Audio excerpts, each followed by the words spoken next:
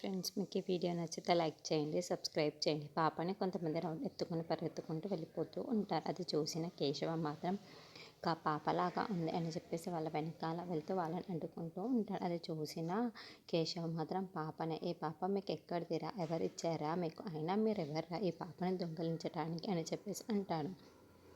ఆ మాట వినగానే అక్కడ ఉన్న రౌడీలు చాలా పడిపోయి, వాడి సంగతి మీరు చూసుకోండి, నేను పాపని తీసుకొని వెళ్ళిపోతానని అంటాడు. ఇంతలో అక్కడున్న వాళ్ళందరినీ అయితే కేశవ చాలా గట్టిగానే కొట్టి వాళ్ళని చితకబాదుతూ ఉంటాడు. ఇంతలో అక్కడున్న పాపని తన చేతుల్లో నుండి లాగేసుకొని, ఎవర్రా మీరు అంతా, ఎందుకు పాపని దొంగతనం చేశారు, అయినా మిమ్మల్ని పంపించింది ఎవరు అని చెప్పేసి గట్టిగా అడుగుతూ ఉంటాడు. ఆ మాట వినగానే అక్కడున్న వాళ్ళందరూ అయితే ఏమీ మాట్లాడకుండా మౌనంగా చూస్తూ ఉండిపోతారు.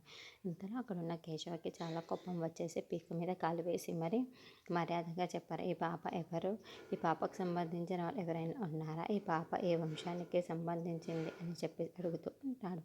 ఆ మాట వినగానే అక్కడున్న వ్యక్తి మాత్రం, సార్ చెప్తాను సార్, మమ్మల్ని ఈ పాపను రమ్మంటుంది భానుమతి సార్ అని చెప్పేసి అంటూ ఉంటాడు. ఆ మాటలు వినగానే అక్కడున్న కేశవ అయితే ఒక్కసారిగా షాక్ అయిపోతూ ఉంటాడు.